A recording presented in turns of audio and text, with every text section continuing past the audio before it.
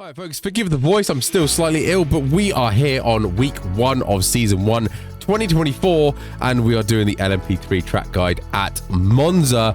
No first chicane, do not brake for the first chicane, you will cause a huge accident, but let's crack on with the fast lap.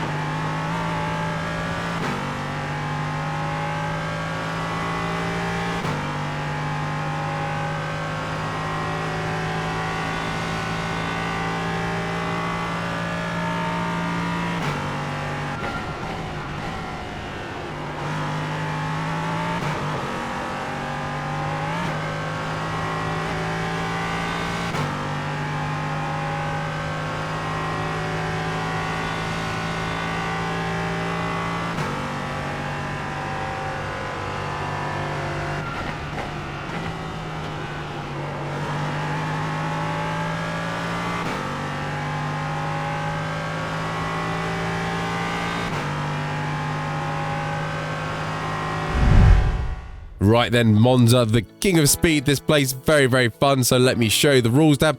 Always have a gander through here because it will tell you where the off-tracks and or slowdowns are. Some of them are pretty harsh around here, but this will help you out, pinpoint them, and maximize your track limits. This, without the first chicane, is all about exits and trying to get that gear change on every single gear absolutely perfect to try and make this thing go faster in a straight line. This is completely all about top end speed. Slipstream does work here a little bit, maybe half a second, 0.4 behind. You can actually pull alongside these. You're doing about 4 or 5 miles an hour quicker, and you will actually go too wide through this massive Curva Grande here, which is easily possible.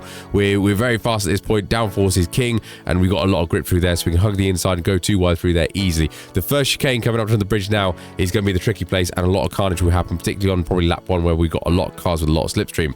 Anywho, the lap I'm actually going to show you is my lap 19, which is 37.1. My fastest lap, which is into the 36s, which is 36.722. So high 36s for me once fuel comes off, but low 37s when we come out the pits. That first chicane there, you just see me bump over it quite severely. That can get you speed, but also it can compromise your exit and push you wide and get you a slowdown, and or get you into the gravel trap, which will then cause you to slow down anyway. If you lose a couple of miles an hour off the exit of any corner around here, you are absolutely knackered because you will get absolutely swamped. So bear that in mind. One thing I do want to show as well, my split times down here, so you can see which sector is the fastest and which is the slowest, so you can focus on it. But generally, all you need to do here is just focus on your exits. Your exit is going to be so critical, particularly onto the long straights, and there's like 4 long straights that you lead onto, so massive important here. Otherwise, OLAP, B-lap, telemetry, and I'll do that again. OLAP, B-lap, telemetry, replay file will all be on my Discord for you, so you can see how I've done this lap and compare my telemetry with yours. Or you use Garage61, which is an online telemetry tool, free to use, not affiliated with them in anything, but it's just very useful for you to see my telemetry against your telemetry to see where I am fighting time or you're fighting time on me, so you don't need to affect that time. But yeah, very useful, very likable, and yeah, getting better and better by the day. Otherwise, what else? Like and subscribe if you do like the YouTube video. Otherwise, let's crack on with the breakdown lap.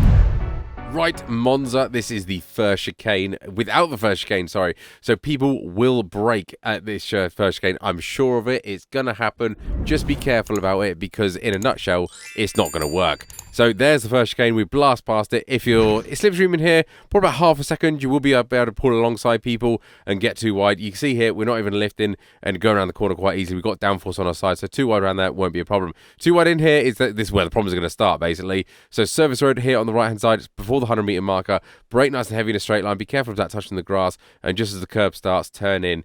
I do take a lot of this curb, but I take even more of this one, and I recommend not doing that because it does push you wide. And getting on the gravel trap, now gravel trap is like glue, it can slow you down quite a lot, so bear that in mind. Coming up to the first Lesmos now, we're looking for the service road, the guy there on the right-hand side, sorry. Brake just before you get to him, and nice and easy through here. Late apex at this service road right here, almost at the end of the curbing, because otherwise you'll push too far wide and you'll get an off track. If you do get this off track, make sure you run wide on the second one because you can get the 2 off tracks for 1, if that makes sense. So 50-meter marker again, little double brakes, down into 3rd gear. Loads of curb on this one. It's cambered in here, so it's not too bad, quite smooth. Get on power as early as you can. Use all of the curb, but again, there is an off track out there, so be cautious. But again, if you do get the first off track, make sure you run wide and fully get that acceleration down this straight. It's all about exits this track to maximize lap time, and obviously using as much circuit as you can as well. Coming up to Ascari now. Right hand side here, we're looking for the 100-meter marker up in the trees there. Brake again nice and heavily down to 3rd gear. Do not hit the sausage curbs here, but a little cheeky tickle of the curb on the way through. Do not push this corner because you want to compromise. You want to focus on this one getting on full throttle, and I don't want you to lift all the way through here. So compromise the first part of Ascari to make sure you get on full throttle as early as you can to really elongate this straight. The more speed you can take out of Ascari, the more speed you can carry it down here to the last corner. Again, all about the exits, and we're just focusing on exits. Obviously, you need to take the entries quite quickly, but focus on the exits more. So again, with this one, brake in just at the end of the AstroTurf concrete bit there. Nice and easy, 3rd gear. Ease it into the corner here. Hug this curb until you see the curb ending. So now the curb's ending. Get on full throttle. Let the car drift out naturally. Do not run too far wide because there is a stupid little off track here on the concrete stuff over there on the left-hand side. But let it drift out naturally. Not too far because you don't want to elongate the track too much. And then just sort of beeline it in a straight line to Curva Grande, which is about a mile ahead, which is ridiculous. But that is us done and dusted in a 1:37.130.